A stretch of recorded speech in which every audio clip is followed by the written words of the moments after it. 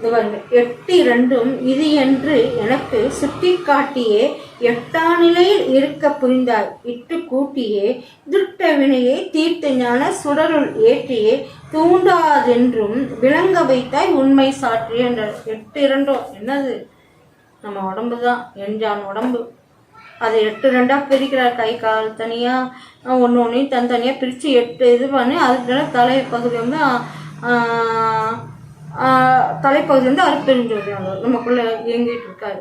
அதான் 8 இது எனக்கு சுட்டி காட்டியே 8ஆம் நிலையில் இருக்க எட்டாத நிலை அந்த சராசரங்களை தாண்டி 8ஆம் நிலையில் இருக்க வைத்தாய் என்னையே என்ற நம்ம அதான் சொல்ல இருக்க புரிந்தாய் இட்டு கூட்டியே. எப்படி கூட்டியே? துஷ்ட வினைகளெல்லாம் தீர்ந்து ஞான சுடரில் ஏற்றியே என்ற துஷ்டெல்லாம் போயிடுச்சு. இன்னும் ஜோதி உள்ள நமக்குள்ள பிரகாசமா ஜோதியா இருக்கிறார். சுட்டி காட்டியேன்றார் பாருங்க. அப்ப துஷ்ட வினை தீர்த்து நம்ம துஷ்ட வினைகள்லாம் தீர்ந்து ஞான சுடரில் ஏற்றியேன்ற ஞான சுடர் நமக்குள்ள ஏற்றிக்கிட்டே இருக்கு. எல்லா ஜீவராசிகளும் இருக்கு. எறும்பு முதல் ஞான ஒளி இருக்கு.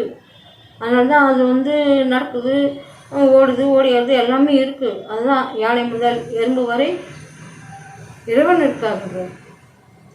அதனால தான் அந்த உயிரின் சகோதரர்களாக பாவிக்க சொல்றாரு நம்மள. அப்போ அது வேற, நாம வேற இல்லை. அதை நம்ம சிந்திக்கணும், செயல்படணும். அப்போ தூண்டாது துட்ட வினியை தீர்த்த ஞான சுடரில் ஏற்றி தூண்டாது, அது தூண்டவானா தானே எரிஞ்சிட்டே இருக்கும். தூண்டாது என்றும் விளங்க வைத்தாய். தூண்டா விளக்குன்றாங்களே, அது நமக்கு உள்ள இருக்கு. அது எப்போ தூண்ட வேணாம், நினைச்சாலே போதும், அது மாதிரி ஜோதி பிரகாசமா எரிஞ்சிட்டு இருக்குன்றார். விளங்க வைத்தாய் உண்மை சாற்றியே என்ற எவ்வளோ பெரிய விஷயம் பாருங்க. அப்போ இதெல்லாம் நம்ம தெரிஞ்சுக்க வேண்டிய, ரொம்பவும் தெரிஞ்சுக்க வேண்டிய விஷயம்.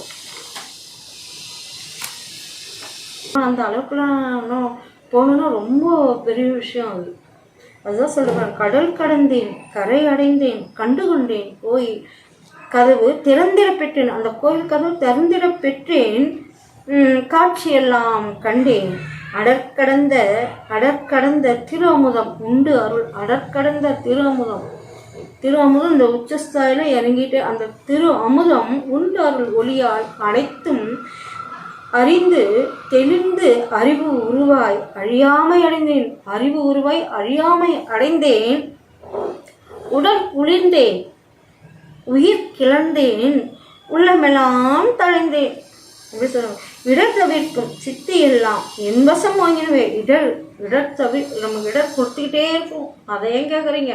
நம்ம வாழ்க்கையில் எவ்வளோ இடர், எப்போ பாரு யாராவது எந்த விதத்துலையாவது அவங்க தொல்லை கொடுத்துக்கிட்டே இருப்பாங்க. எந்த விதத்துலையாவது அந்த இடரெல்லாம் அந்த ஆன்மாக்கள், கெட்ட ஆன்மாக்களை வந்து நம்ம மேலே பாவத்திலே வச்சுருந்து நான் அவங்கள மாதிரி நாமளும் அழிஞ்சு போகணுன்னு தான் நினைப்போம்.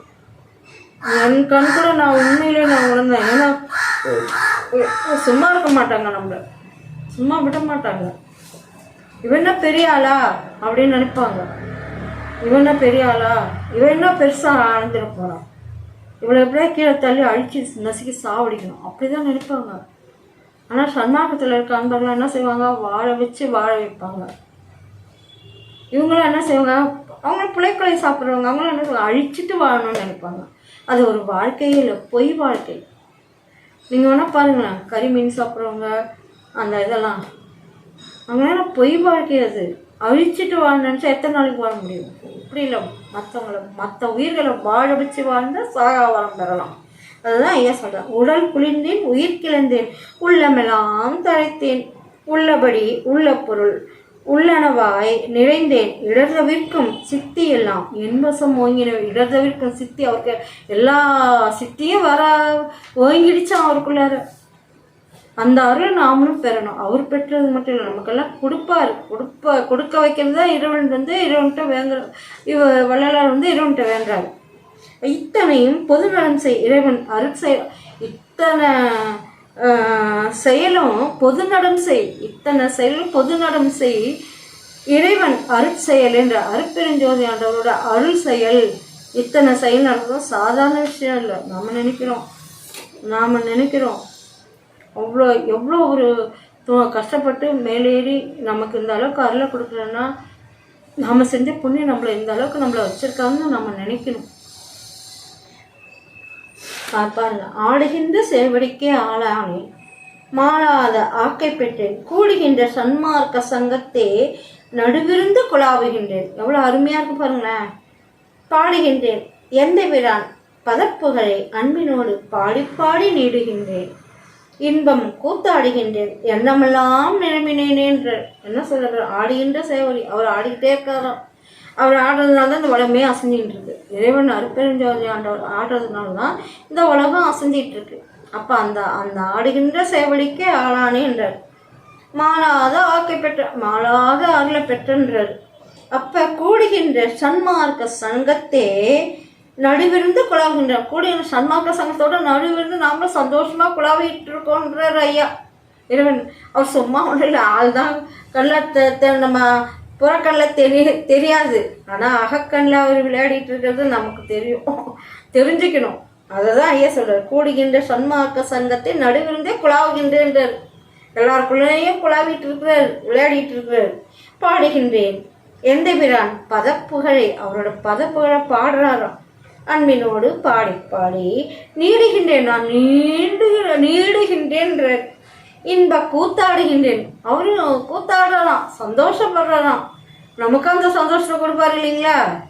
அப்போதான் எண்ணமெல்லாம் நிரம்பினேன்னு நமக்கும் அந்த அவருக்கு நிரம்பி வழிதான். நமக்கும் அந்த எண்ணங்களை நிரம்ப வழி வைக்கணும் இறைவன். எப்படி சொல்றாரு பாருங்க. நாய்க்கும் ஒரு தவிசிட்டு பொன் முடி நன்று சூட்டினேன் என்று நீ அன்பர்கள் வாய்க்கு வந்த பல பேசவே மதியிலேனையும் மன்னருள் சக்தியாம் தாய்க்கு காட்டி நல் தன்னமுது ஊட்டி தவள மாட பொன் மண்டபத்தே ஏற்றியே செய்க்கு நேர என் கையில் பொற்கங்கணம் திகழ கட்டினை என்னை நீ செய்கையோ என்று. எனக்கு இது அவ்வளோ புரியல, இருந்தாலும் எனக்கு தெரிஞ்ச இறைவன் கங்கணம் கட்டுறான் கையில், கங்கணம் கட்டுறாரான். உன்னோட செயல் என் செயலோ அப்படின்ற. இது முக்கியமாக நான் படிக்கணும். நம்ம சாப்பிட்ற உணவு எப்படி, அருட்பெருஞ்சோதி தனிப்பெரும் கருணை அருட்பெருஞ்சோதி. நம்ம சாப்பிட்ற உணவு நம்ம என்ன ஆகுது, எப்படி இருக்குன்றதை நம்ம இதில் இந்த பாட்டில் நம்ம தெரிஞ்சுக்கலாம். நிறைய விஷயம் இதில் சொல்கிறாரு. உனிக்கும் மூட்டுக்கும், உனின்னா என்ன, மூட்டை பூச்சிக்கும் உனி சின்ன சின்ன பூச்சிங்க, அது கொதுகுக்கும் பேனுக்கும் ஊப்புற புசிக்கின்றீர். அதுங்களாம் சந்தோஷமாக இருக்கிறதுக்கு மூட்டைப்பூச்சி, பேனு, கொசு இதெல்லாம் சந்தோஷமாக இருக்கிறதுக்கு நம்ம சாப்பிட்றோம் பாருங்கள். அசைவ சாப்பாடு, கறி, மீன், முட்டை. நாம் நினச்சிக்கிறோம் சுத்தமாக இருக்கணும். எவ்வளோ உடம்பு எவ்வளோ ஒரு கேவலமாக இருக்குது பாருங்கள் நம்ம சாப்பிட்ற உணவு. அதுதான் சன்மார்க்க உணவு கூட நமக்கு பார்த்து பயந்து சாப்பிட வேண்டியதாக இருக்குது. அந்த உனிக்கும் மூட்டைப்பூச்சிக்கும் உனிக்கும் பேனுக்கும் கொசுவுக்கும் ஊப்புற புசைக்கின்றேன் துணிக்கும் காசுக்கும் சோற்றுக்கும் ஊர்தோறும் சுற்றி அலைகின்றேன். இப்போ என்ன செய்கிறோம், நம்ம அதை தான் செஞ்சுருக்கோம். ஐயோ நம்ம துணிக்கும் காசுக்கும் சோற்றுக்கும் ஊர்தோறும் சுற்றி அலைகின்றீர் என்று போய் அலையிறோம். ஐயோ துணி வாங்கணும், காசு வேணுமே, சோத்துக்காக அலையிறோம். நம்ம ஊர்தோறும் சுற்றி அலையிறோம். நமக்கு இன்னும் சம்பாதிக்கணும், இன்னும் நம்ம சொத்து சேர்க்கணும், நம்ம அலையிறோம். அப்புறம் பிணிக்கும் பீடைக்கும் உடல் உளம் கொடுக்கின்றோம். நம்ம என்ன செய்கிறோம், நோய்க்கு பிணி, நோய், கஷ்டம், துன்பம் இதுக்கெல்லாம் என்ன செய்கிறோம், பீடை, நம்மளை சுற்றி பீடை. எப்படின்னா அதான் சொல்கிறோம், சுத்தபத்தம் நம்ம சாப்பிட்ற உணவு நம்ம அகத்தையும் சுத்தமாக வச்சுக்கணும். வெளிப்புறத்தை எப்படி வச்சுருக்கோம், பிணி, நோய், வறுமை, கஷ்டம், துன்பம். நோயிலே பெரிய நோயெலாம் இருக்குது, தொழில்நோய், எவ்வளோ நோயெலாம் இருக்குது. அந்த நோய்க்காக நம்ம சம்பாதிக்கிறோமா, அது பிணிக்கும் பீடை. அவ்வளோ பாவங்கள் நிறைஞ்ச இடம், நிறைஞ்சு போய் இருக்கிறோம். நம்ம உடல் உளம் நம்ம உடலையும் உள்ளத்தையும் அதுக்கு போய் கொடுக்குறோமா சம்பாரிச்சு. அந்த பேனுக்கும் கொசுவுக்கும் எறும்புக்கும் கொசுவுக்கும் பிணிக்கெலாம் அந்த இதை கொடுக்குறோமா சொல்கிறாரு பாருங்க. உடலை கொடுக்குறோம். பேதையாக இருக்கிறோம். நம்ம பெண்கள் பேதையே. நல்லோர்கள் பணிக்கும் வேலை செய்து உண்டு அம்பலம் பருவதற்கு இசையீரே என்றார். நல்லோர்களிடம் எவ்வளோ பேர் இருக்காங்க, சன்மார்க்கங்கள் எவ்வளோ பேர் இருக்காங்க, சித்தர்கள் எவ்வளோ பேர் இருக்காங்க. அவங்களெல்லாம் போய் நம்ம நோக்கி நம்ம போய் அவங்ககிட்ட போய் நம்ம அவங்களுக்கு பணிவாக வேலை செஞ்சு அவங்களோட ஆசீர்வாதம் நம்ம பெறணுன்றார். இப்படியெல்லாம் நம்ம சாப்பிட்டு போய் ஓடிக்கிட்டே இருக்கிறோம். அங்கே காசு சம்பாதிக்கலாமா, இங்கே காசு நம்ம காசு வாங்கணும், இத்தை வாங்கலாமா அத்தை வாங்கலாமா, நோயும் சேர்த்து எல்லாத்தையும் வாங்கிக்கிறோம்.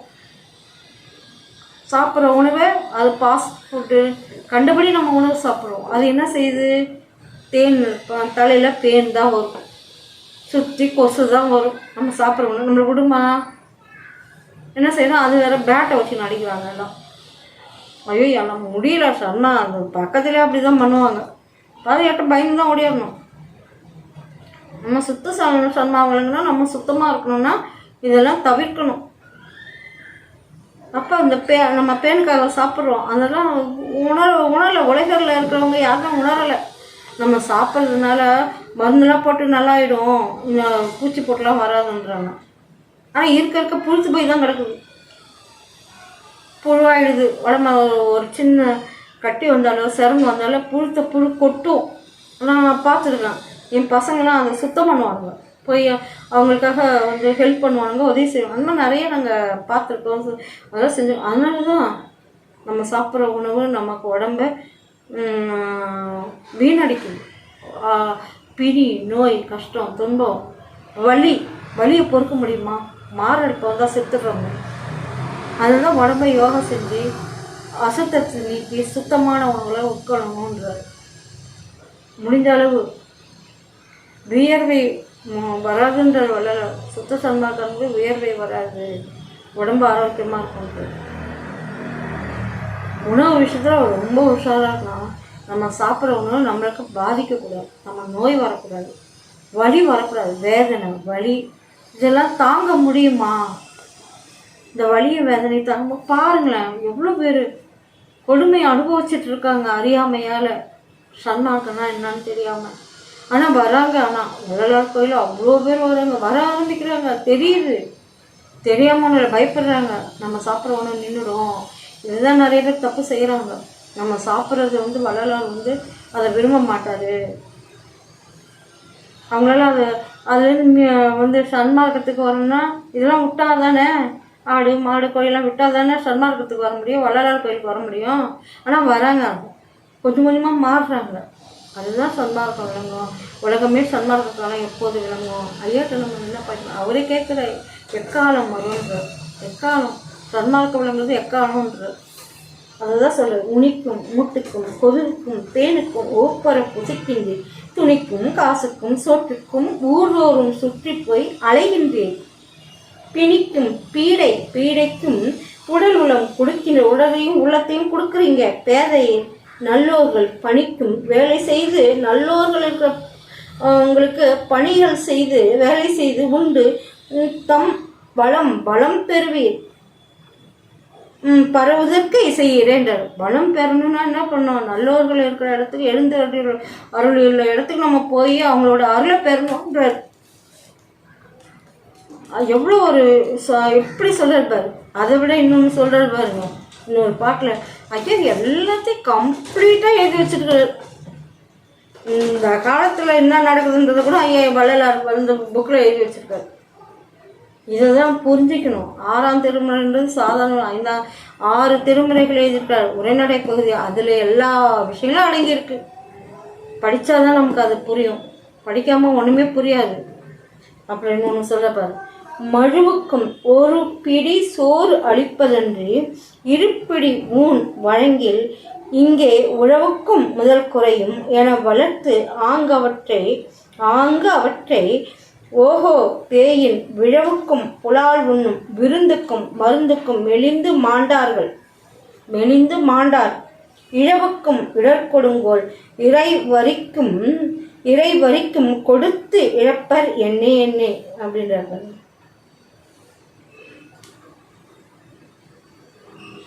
இதை பார்த்தா சன்மார்க்க பார்த்தாலே யாருக்குமே பிடிக்காது. வேப்பங்காய் கசப்பு, அதுவும் எழுதியிருக்காது, அது எங்கே இருக்குன்னு தெரியல, அது தேடணும். இதை பார்த்தாலே வள்ளலாரோட நெறிகளை பார்த்தாலே சன்மார்க்க பார்த்தாலே வேப்பங்காய் கசப்பு கசப்புன்றது.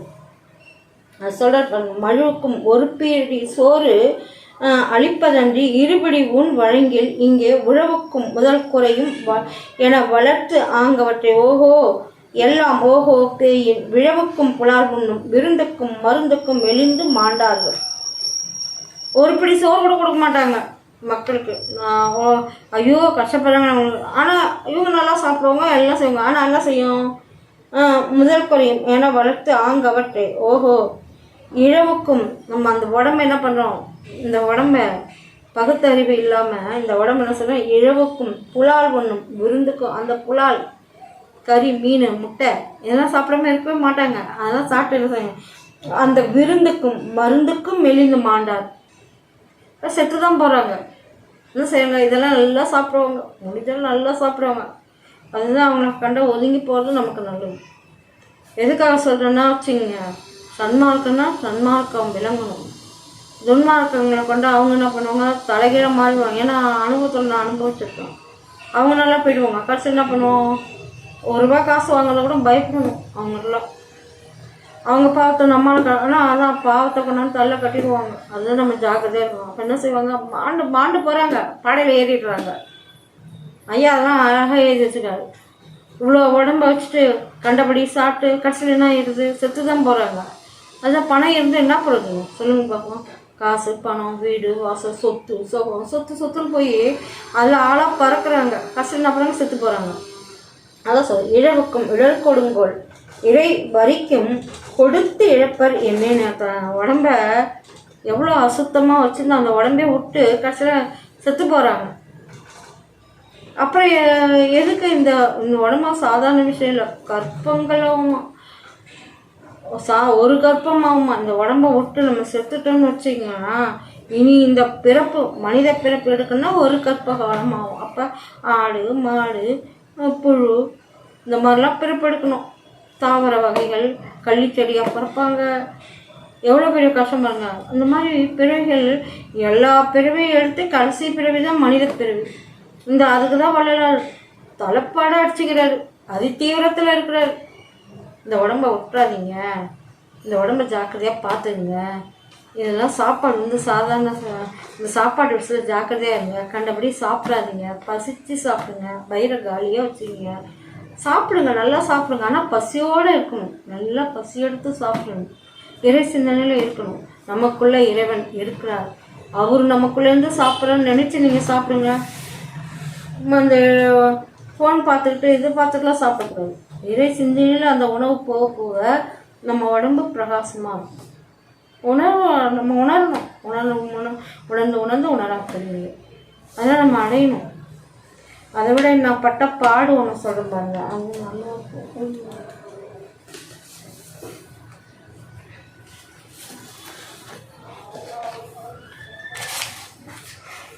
அருமையான பாட்டுங்க ஐயா. இது நான் படிக்கிறேன்னா சாதாரணமாக இல்லை, நான் என்னோட அனுபவம் தான் எனக்கு பேசுவேன். தண்டனிட்டேன் என்று சொல்லடி தோழி போய் விழுந்து கும்பிட்றாங்க. அதில் என்ன சொல்ல பாருங்க. ஏன்னா அதெல்லாம் உணர்வுபூர்வமாக நம்ம உணரணும்.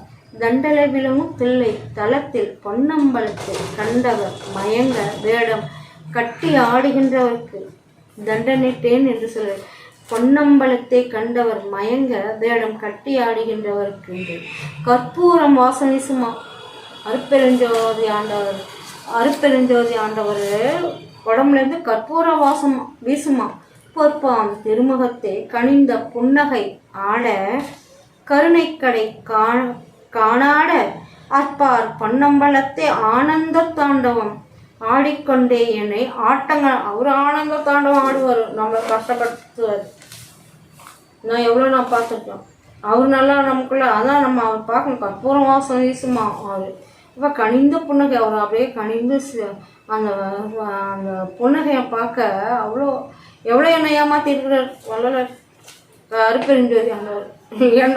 ஏன்னா இதெல்லாம் நான் உணர்ந்திருக்கேன், அனுபவம் மூலமாக தெரிஞ்சிருக்கேன். அதனால தான் சொல்கிறேன். நான் வள்ளலார் எனக்குள்ளேருந்து எவ்வளோ ஆட்டம் ஆடி இருக்கிறேன் தெரியுமா.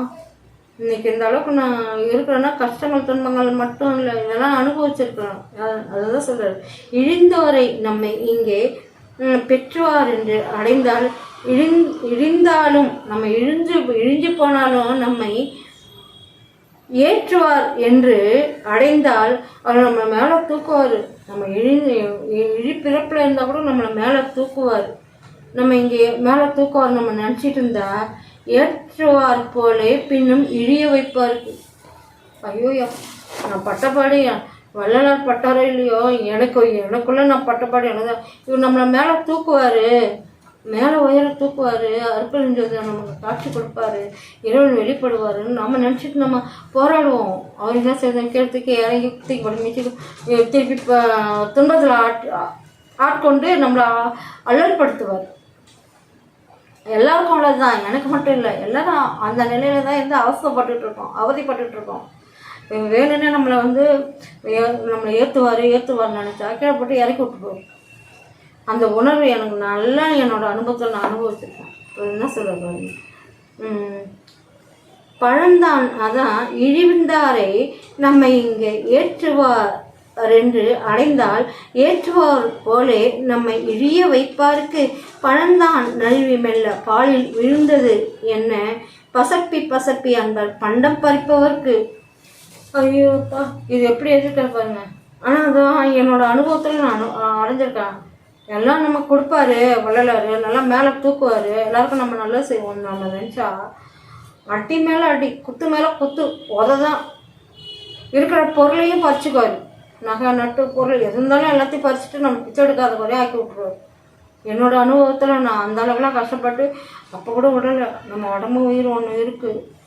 என் பையன்கிட்ட அதான் நான் சொல்லுவேன், எவ்வளோ கஷ்டம் இருந்தாலும் இந்த உடம்பையும் உயிரையும் விட்டுறக்கூடாதா, அது நம்ம அந்த ஒன்று இருக்குது, அதை நம்ம முழுசாக்கணும்னா இறைவனாரில் பெறணும். நம்ம ஏமாற்றுவார், இப்படியாகவும் இருப்பார், கடைசியில் எல்லாமாவும் இருப்பார், அவர் எதிரியாகவும் இருப்பார், நல்லவராகவும் இருப்பார். எல்லாம் இறைவன் விளையாட்டு, அருள் செயல். அவர் செய்கிற செயல் எல்லா துன்பங்களும் எல்லா கஷ்டங்களும் எல்லாமே வரும். ஆனால் அதெல்லாம் சரி பண்ணணும்னா கவனமாக ஜாக்கிரதையாக இருக்கும். ஏன்னா அனுபவத்தால் இருக்கிற பொருளை கூட பிடுங்கிட்டு பிச்சை எடுக்கக்கூடாது. நானும் அனுபவிச்சிருக்கேன், நிறைய அனுபவிச்சிருக்கேன். துரத்தி கூட விட்டு திருத்தி கோயிலில் கூட நான் படுத்து இருந்திருக்கேன். அந்த மாதிரிலாம் அனுபவிச்சிருக்கேன். அப்போ கூட ஒழுக்கத்தை விடலை, ஒழுக்கத்தை கடைபிடிச்சிட்டு அவ்வளோ ஒரு கஷ்டத்தில் இருந்தேன். ஒழுக்கம் மட்டும் விட மாட்டேன், ஒழுக்கத்தை அவ்வளோ ஒரு ஜாக்கிரதையாக இருந்தால் மரியாதையாக நம்ம இருக்கோம் இங்கே. அப்புறம் இழிந்தாலும் இது படிச்சுட்டோம். வாழ்ந்தாரை மேன்மேலும் வாழ செய்பவருக்கு மாசு பறித்தவர் கையில் காசை பறிக்கின்றவருக்கு தாழ்ந்தாரை அடிக்கடி தாழ காண்பவருக்கு தானாகி நானாகி தனியே நின்றவருக்கு. அதனால தான் நிறைய பேர் செத்துடுறாங்க. எல்லாம் கிடைக்குது, எல்லாம் இதுக்குன்னா சன்மார்க்க அன்பார்களாலே அடைய முடியாத நிலையில் நம்ம இருக்கிறோன்னா இவர் பண்ணுற விளையாட்டு கூத்து தான். அதான் சொல்கிறார், வாழ்ந்தவங்களாம் மேலே மேலே வாழ்ந்துட்டு நல்லா தான் இருக்காங்க.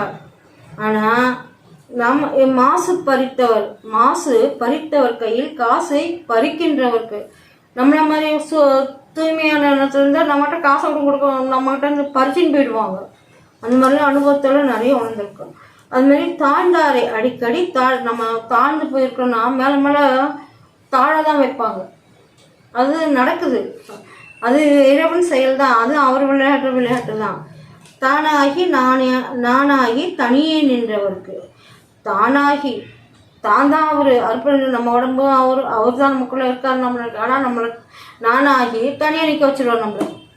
அது மாதிரி பாருங்க, ஆதி அந்த நடுவில் இல்லை ஆனந்த நாடருக்கு. ஆதி அந்தம் கிடையாது அவருக்கு, நடுவில் இல்லை ஆனந்த, அவர் சந்தோஷமாக ஆனந்தமாக இருக்கிற நாடருக்கு.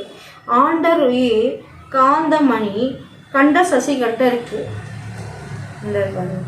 ஆண்டர் உயிர் காந்தமணி கண்ட சசி கண்டருக்கு. ஜோதிமயமாய் விளங்கும் தூய வடிவாளருக்கு. தொண்டர் கொடி கெடுக்கவே துஜங்கட்டி கொண்டிருக்கு.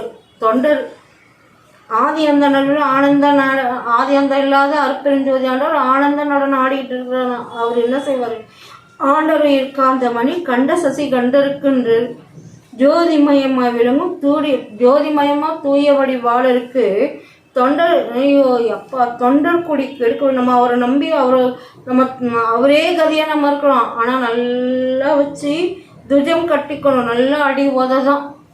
என்னோட வாழ்க்கையில் நான் அனுபவித்தேன். ஏன்னா அவரை தான் நம்பிடணும். வீட்டில் வேலை தெரியுது, அங்கேருந்து வருவாங்க ஜனங்க, இன்னும் ஈத்து போட்டு அடிச்சுட்டு சண்டையை வளர்த்து விட்டு பிரச்சனை கொடுத்துட்டு போயிடுவாங்க. நாம் சும்மா இருந்தாலும் சும்மா இருக்க மாட்டாங்க. அதுதான் இறைவன் விளையாட்டு, அருள் விளையாட்டு. இது அருள் விளையாட்டு இல்லை, நம்மளை எப்போ சாவடிப்போம் பார்க்குற விளையாட்டு இது. ஆனால் அதெல்லாம் மீறிட்டு நம்ம வாழ வைக்கிறாரு, அதுதான் அவரோட விளையாட்டு. பாட்டுக்காசைப்பட்டு முன்னம் பறவை தன் வாயிலில் போய் பண்புரைத்து தூதன் என்று பட்டம் கட்டி கொண்டவர்க்கு வீட்டுக்கு ஆசைப்படுவோரை வீட்டு விட்டு துரத்தியே வேட்டாண்டி உலகில் ஓட்டாண்டி ஆக்குவர்க்கு. நம்ம நினைக்கிறோம் செத்துட்டா நம்ம ஓட்டாண்டி தான், உயிர் போயிடுச்சுன்னா ஓட்டாண்டி தான், எல்லாம் இருக்குது அந்த மாதிரி. ஆனால் நானும் அனுபவிச்சிருக்கேன். அடித்து உதச்சி வீட்டை விட்டு துரத்தி கோயிலெல்லாம் எத்தனை நாள் படுத்துருக்கணும். அந்த மாதிரி வீட்டை விட்டு துரத்துருவாங்க நம்மளை. என்னோடய வயசில் நான் சின்ன வயசில் அப்படி தான் போய் பசங்களாம் போய் அழுதுன்னு இங்கேருந்து உடனே கூப்பிட்டு வருவாங்க பசங்க. கடைசி நம்ம வீட்டை கூட நம்மளை துரத்தி விட்டுருவாங்க. அதுக்காக இதை நான் படிக்கிறேனே என்னோடய அனுபவத்தில். வீட்டை விட்டு துரத்தி ஓட்டாண்டி ஆக்கி தெருவில் பிச்சை எடுக்காத வகை நம்மளை உட்கார வச்சுருவாங்க இந்த வலையில். அவரோட வேலையாக தான். அப்போ அறிவு இல்லை, எப்படி புரிஞ்சிட்டு வாழணுன்ற அறிவுத்தன்மை இப்போ இருக்கிற அறிவாவது அப்போ கிடையாது. அந்த மாதிரிலாம் அனுபவிச்சிருக்கோம். அந்த அனுபவம் தான் இன்றைக்கி நம்மளை இந்த அளவுக்கு பேச வைக்கிது. அதனால தான் ஜாக்கிரதையாக இருக்கணும். நம்ம நினைக்கிறோம் நம்மளை தேர்த்தி அதுலேருந்து தப்பிச்சு எப்படியே வந்து வாழ்ந்துட்டுருக்கோம். உயிர் வச்சுருக்கோங்க, அந்த உடம்பு வச்சுட்டு வாழ்க்கை வாழறவங்க உடம்பு விட்டு உயிர் போச்சுன்னா என்ன செய்வாங்க? ஓட்டாண்டியாகி ஊடுன்ற உடம்பையே விட்டுடுறோம் இல்லைங்களா? அதை நம்ம சிந்திக்கணும் இல்லையா? அதுதான். அப்புறம் தாய் வயிற்றில் பிறவாது தானே முளைத்தார். தாய் வயிற்றில் பிறக்கலையாம், தானே முளைச்சாராம். ஜாதி குலம் அறியாது தாண்டவம் செய்யும். ஜாதி குலம் அவருக்கு தெரியாது, மதம் ஜாதி குலம் எதுவுமே அறியாது தாண்டவம் செய்கின்றவருக்கு ஏய தொழிலாளரும் என்பிரான் நாயருக்கு ஏமாந்தவரை எல்லாம் ஏமாற்றும் ஈசருக்குன்றது தண்டனைட்டேன் என்று சொல்லி. ஏமாந்தவங்க இன்னும் நம்ம ஏமாந்துட்டு தான் இருக்கோம். நம்மளை ஏமாத்திட்டு இருக்கிற அந்த ஈசர் பெருமாள் அவருக்கு நான் தண்டனைட்டேன் என்று சொல்லது. இது அவ்வளோ ஒரு விளக்கம் இருக்குது. அதனால தான் ரொம்பவும் கவனமாக படியேறி கொஞ்சம் கொஞ்சமாக படியேறி இறைவனரில் பெறணும். அதை நம்ம அந்த முயற்சியிலே இருக்கணும், செய்வகையிலே இருக்கணும். அப்போ தான் இறைவனரில் பெறணும். ஏமாந்து விட்டுறாதீங்க. இப்படியெல்லாம் இந்த இறைவன் நம்மளை இப்படியெல்லாம் யார் மூலமாக செயல்படுத்தி அவங்க நமக்கு தொல்லை கொடுத்துருவாங்க. ஜாக்கிரதையாக உடம்பை பார்த்துட்டு தெம்பாக இருக்கணும், ஆரோக்கியமாக இருக்கணும், நல்ல ஸ்ட்ரென்த்தாக இருக்கணும். வீரநடை நம்ம உடம்புல இருக்கணும். துன்பத்தை தொலைச்சி தூக்கிப்பட்டு மிதிக்கணும். துன்பம்லாம் வந்ததுன்னா பயந்து ஒடுங்கிடக்கூடாது, நடுங்கக்கூடாது மனசு. அதெல்லாம் சிந்திக்கணும். நம்ம சாதாரணமாலாம் நம்ம வச்சில்லை. அதுதான் அந்த பயன்றது பூஜைன்றது வளராது. காலம் கடந்த கடவுளை காண காலம் கருதுவதே நெஞ்சே காலம் கருதுவதேன்றாரு. இந்த காலம் கடந்துடுச்சு, கடவுள் இருந்துட்டு தான் இருக்காரு. இன்னும் நம்ம காலம் கருதிக்கிட்டு எதுக்கு இருக்கணும்? இறைவனரில் பெறணும் இல்லையா? அருப்பெருஞ்சோதி ஆண்டவரில் பெறணும் இல்லையா? அதனால் விடாமுயற்சியில் இருந்து செயல்படுத்தணும். மனசு தீவிரமாக, அதுதான் யோகாசனம்.